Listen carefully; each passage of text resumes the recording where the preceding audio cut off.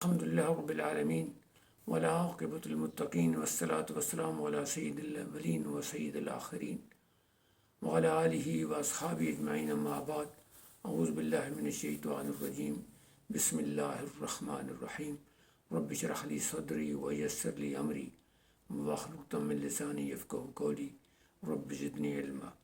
سورۃ نحل میں آج ہم آیت نمبر 90 کا انشاءاللہ مختصر سی تفسیر اور ترجمہ کریں گے، کیونکہ یہ آیت بڑی اہم ہے۔ سماعت فرمائیے آیت نمبر 90۔ إن الله يأمر بالعدل والإحسان وإيتاء ذي القربى وينهى عن الفحشاء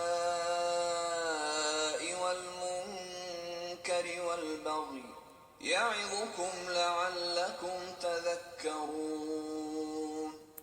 علماء نے کہا ہے کہ قرآن مجید میں اس قدر جامع آیت جو 1 2 3 4 5 6 جو کہ 16 الفاظ، جو میں نے چھوٹے الفاظ جو حروف عطف کے ان کو شامل نہیں کیا، وہ مشتمل ہے اور اس قدر احکام رکھتی ہے کہ سارے معاشرے کی فلاح و بہبود اس کے اندر موجود ہے۔ یعنی اس قدر جامع اور مختصر آیت جو اخلاق اور وجوب اور نواہی دونوں کے لیے اس سے بہتر آج تک کوئی ایسی آیت نہیں ہے، یعنی اس قدر جامع ہے۔ اور اب یہی دیکھتے ہیں کہ ہر جمعہ کے خطبہ میں مسلمان پوری دنیا میں اس کو جمعے کے دن خطبے کے اول میں یا آخر میں کسی حصے میں اس کو ضرور تلاوت کی جاتی ہے۔ اور اس کے بارے میں جو لکھا ہوا ہے وہ روح المعانی میں لکھا ہوا تھا کہ اس کو، یہ شاید قرطبی میں، کہ حضرت علی کرم اللہ وجہہ نے اس کو حکم دیا تھا کہ اس کو پڑھا جائے، کیونکہ اس قدر اہم ہے کہ جو علماء یا خطیب ہیں انہیں لوگوں کو اس کی اہمیت کے بارے میں ہر دفعہ بتانا چاہیے۔ اور ترجمہ میں اس میں 3 چیزوں کا کرنے کا حکم دیا گیا ہے اور 3 چیزوں کے کرنے سے منع کر دیا گیا ہے۔ یہ بڑا ضروری ہے کہ میں سب اپنے ناظرین سے گزارش کروں گا کہ اس پہ غور کریں، اس کے بارے میں تفاسیر کو دیکھیں، اور انوار الفرقان کے اندر بھی یہ میرا خیال موجود ہے سورۃ نحل میں، آپ اس میں دیکھ سکتے ہیں۔ پہلا حکم ہے کہ بھئی اللہ تعالیٰ کو حکم دیتا ہے، حرف تاکید ہے، ان بے شک اللہ تعالیٰ یامر حکم دیتا ہے آپ کو عدل کا۔ یعنی ہم فقہ میں ایک اصول ہے کہ جب حکم دیا جائے تو اس پہ عمل کرنا ضروری ہے، جسے ہم فوج میں کہتے ہیں یا ڈسپلن میں کہتے ہیں، کہ جو آپ کو کام ڈیوٹی دی گئی وہ ڈیوٹی کا حصہ بن جاتا ہے، وہ آپ کریں۔ اللہ تعالیٰ حکم دیتا ہے سب سے پہلے عدل کا۔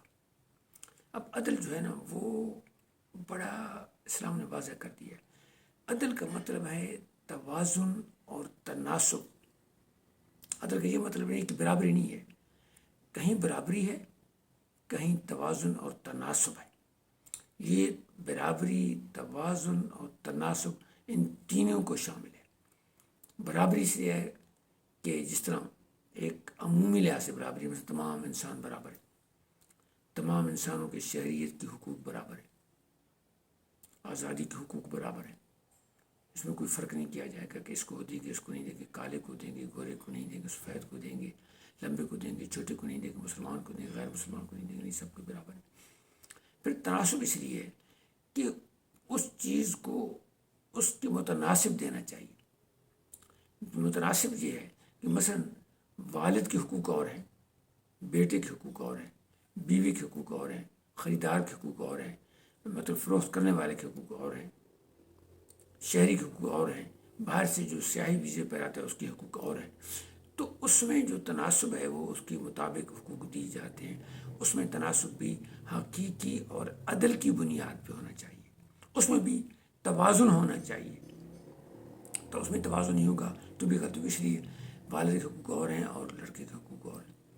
اب پھر اس میں توازن بھی ہونا چاہیے کہ یعنی جس طرح کی ضرورت ہے، جس طرح کی مناسبت ہے، جس طرح کی اس کی کارکردگی، مثلا جو سیلری ہے اس کا جو ادائیگی ہے وہ اس کی کام کے تناسب سے، بڑی اہلیت والے کی بڑی ہے، تھوڑی اہلیت والے کی تھوڑی ہے، اور جس کی مسؤولیت ہے بڑے والے کی، اہم عہدے والے کی زیادہ مسؤولیت ہے، تو اس میں توازن بھی ہونا چاہیے، تناسب بھی ہونا چاہیے۔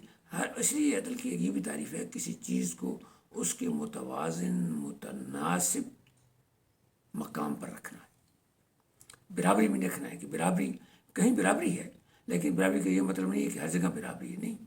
مثلا عورت کے حقوق اور ہیں، مرد کے حقوق اور ہو سکتے ہیں، عورت کی ضروریات اور ہیں، مرد کی ضروریات اور ہیں، بچے کی ضروریات اور ہیں، جوان کی ضروریات. تو ہر ایک کو اس کے قانون کے مطابق، یہ ہے جناب عدل، اس کے مطابق ہونا چاہیے. اسلام میں اس کی بڑی اہمیت ہے، اور اللہ نے بار بار اس کا حکم دیا، اللہ نے بتایا ہے کہ کسی بندے پر بھی قیامت کے دن کوئی ظلم نہیں کیا جائے گا. دنیا میں جو ظلم ہو رہے ہیں وہاں بھی اسلامی حکومت کو اور تمام مومنین اور مسلمین کو حکم دیا گیا ہے کہ انصاف ہو، لیکن اگر وہ نہیں کرتے ہیں عدل، اس کا متبادل انصاف ہے، تو قیامت کے دن اللہ تعالیٰ نے صلاح کریں کہ اس پہ کوئی ظلم نہیں ہوگا. آگے فرمایا اس کے بعد احسان. اب عدل جو ہے وہ ہے آپ نے کسی چیز کو اس کا حق اس کے مطابق دیا، اس کے توازن، اس کے تناسب، اس کی مساوات کے مطابق دیا. اب احسان جو ہے وہ اس سے بڑھ کر ہے. اب عدل کی وجہ سے معاشرے میں امن ہوتا ہے، لیکن احسان کی وجہ سے معاشرے میں محبت پیدا ہوتی ہے، خوبصورتی پیدا ہوتی ہے، لوگوں کے اندر اچھے تعلقات پیدا ہوتے ہیں، سکون ہوتا ہے.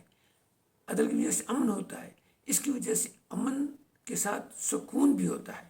اس لیے احسان، واللہ یحب المحسنین، کہ اللہ احسان کرنے والوں کو پسند کرتا ہے. محسن اعظم ہے وہ اللہ کی ذات. اور احسان کا مطلب یہ ہے کہ آدمی کسی کو اس کے حق سے تھوڑا سا زیادہ دے. اور یہ بھی ہو سکتا ہے کہ اگر زیادہ نہیں دے سکتا تو بعض اوقات اگر اس سے حق کا مطالبہ اس کا ہے تو اس کو وہ اس کے حق سے تھوڑا کرے. تو یہ سارے جو نکات ہیں یہ احسان کے. احسان سے جو معاشرہ ہے اس میں جو سکون اور جو خوبصورتی پیدا ہوتی ہے وہ عدل سے نہیں ہوتی. عدل سے توازن یا امن پیدا ہوگا، اور اس سے خوبصورتی تعلقات میں، اجتماعی کیفیت میں، معاشیت میں، ہر طریقے سے برکت. اس لیے احسان کرنا بڑا ضروری ہے. اور پھر اللہ کے حقوق کے ساتھ بھی احسان ہے، اور عبادات میں بھی احسان ہے کہ ان عبادات کو اتنے اچھے طریقے سے کیا گیا. حضور نے کہا کہ گویا کہ تم خدا کو دیکھ رہے ہو. اگر تم نہیں دیکھ رہے ہو وَعْبُدُ اللَّهَ كَأَنَّكَ تَرَاهُ فَإِن لَّمْ يَكُن تَرَاهُ فَإِنَّهُ يَرَاكَ. تو درجہ لوور یہ ہے کہ اللہ کی ذات تمہیں دیکھ رہی. جب آپ یہ دیکھ رہے ہو تو مسجد کے آداب، نماز کے آداب، نمازیوں کی طرح اس میں جو انہماک ہے، جو ادائیگی میں طریقہ ہے، وہ سب کا احساس ہوتا ہے. پھر فرمایا ایتاء ذی القربیٰ. اپنے اب احسان تھا نا عمومی، اب کہا گیا کہ نہیں جو آپ کے قریب ہیں ان کے اہتمام کو. یعنی پہلے عدل دیا سارے معاشرے کے لیے، احسان سارے معاشرے اور اپنے والوں اور دوسرے والوں. ایتاء ذی القربیٰ اپنے کرو والوں کو، اس میں آپ کا خاندان ہے، اس میں آپ کے احباب ہیں، اس کے آپ کے پڑوسی. ان تینوں کا آپ نے خیال کرنا ہے. اور ان تینوں کے بارے میں یعنی مثلا آپ نے قربانی کی تو بھی اس کا خیال ہے. اور اگر دوسرے زکوٰۃ کے معاملات ہیں، فطرانہ کے معاملات میں، تو جو آپ کے پڑوسی غریب ہیں ان کا زیادہ حق بنتا ہے، آپ ان کو دیں، ان کا آپ خیال کریں. پھر رشتہ دار جو غریب ہیں ان کا اور زیادہ خیال کریں. یہ جو ذی القربیٰ کا مطلب ہے کہ جو آپ کے قریب والے. حضور نے بار بار کہا ہے کہ جو چاہتا کہ میرے رزق میں توسیع اسے چاہیے کہ اپنے اقربا کا خیال کرے. حضور نے فرمایا رزق میں اور عمر میں طوالت کے لیے، خوشحالی کے لیے آپ اقربا. پھر اس کے لیے جب آپ کسی کے اقربا کا خیال کرتے ہیں وہ خوش ہوتا ہے. کسی کے ساتھ انسان احسان کرنا خوش ہوتا ہے. اس خوش ہونے کی وجہ سے احسان کرنے والے اور جس پر احسان کیا گیا ہے، بھلائی کرنے والے جس کے ساتھ بھلائی، ان دونوں کے جذبات میں ایک بہتری آتی ہے. ڈوپامین، ایک آپ کے ہارمون ہوتے ہیں جو ڈیولپ ہوتے ہیں، بڑھتے ہیں، اور اس وجہ سے انسان میں سکون پیدا ہوتا ہے. دماغ میں ہارمون پیدا ہوتے ہیں. اس لیے مسکرا کے بات کرنا، کسی کا خیال کرنا، کسی کو آگے کر دینا، کسی کے لیے جگہ چھوڑ دینا، کسی کے آگے سفر میں موقع دے دینا. تو یہ یعنی آپ نے جو لینا تھا آپ نے اسے کم لیا اور دوسرے کو آفر کر دیا. تو اس سے یعنی انسانی صحت میں بہت بڑا عمل ہے. تو یہ جو تین امور ہیں. اور پھر رشتہ داروں کا حضور نے فرمایا کہ صلہ رحمی یہ نہیں ہے کہ جو توڑتا ہے آپ اس کو، جو آپ کو دیتا ہے آپ اس کو دیں. صلہ رحمی یہ ہے کہ جو نہیں دیتا آپ اس کو دیں. حضور نے فرمایا جو توڑتا ہے اس کے ساتھ جوڑو، جو دور کرتا ہے اس کو کرو. مکافی نہیں ہے، الوا صلی اللہ علیہ وسلم مکافی، کہ جو صلہ رحمی کرنے والا ہے وہ بدلہ دینے والا نہیں ہے، بلکہ بدلے سے بڑھ کے دینے والا ہے. اگر بدلہ دیا تو پھر آپ کا فرض ہو گیا. لیکن اگر کسی نے آپ سے نہیں اچھائی کی تو آپ اچھائی کر رہے ہیں. کوئی توڑ رہا ہے آپ اسے جوڑ رہے ہیں. کوئی آپ کی پرواہ نہیں کرتا آپ کی پرواہ کر رہے ہیں. تو یہ وہ بات ہے کہ جس کی وجہ سے لائف خوبصورت ہو سکتی ہے. تو انشاءاللہ آج تو 3 کرنے والے ہیں، اور اگلے پروگرام میں جو 3 منع کیا ان کا ذکر کیا جائے انشاءاللہ. اللہ تعالیٰ آپ کو اور مجھے قرآن مجید پر عمل کرنے کی توفیق عطا فرمائے، ہمارے گناہوں کو معاف فرمائے، اور امت مسلمہ کو عادل اور نیک حکمران عطا فرمائے. اور کلام پاک کو پڑھنا اور سمجھنا بہت ضروری ہے. یہ بدقسمتی ہے کہ ہم اللہ کے کلام کو توجہ سے نہ پڑھیں اور پھر ہم سمجھیں کہ ہم بڑی ناظر پڑھنا یقین کرنا اہل علم کے لیے مناسب نہیں ہے. ہاں، جو جاہل ہیں، جن کے پاس کوئی علم نہیں ہے اور ترجمہ ان کے پاس موجود نہیں ہے، وہ ضرور پڑھیں. لیکن اہل علم کے لیے پڑھنا قرآن اور اللہ تعالیٰ کے احکام کی ایک قسم کی بے پرواہی ہے. اللہ تعالیٰ آپ کو اور مجھے نیکیوں کی عمل کرنے کی توفیق عطا فرمائے. السلام علیکم ورحمۃ اللہ وبرکاتہ. انشاءاللہ اگلے ہفتے ملاقات ہوگی.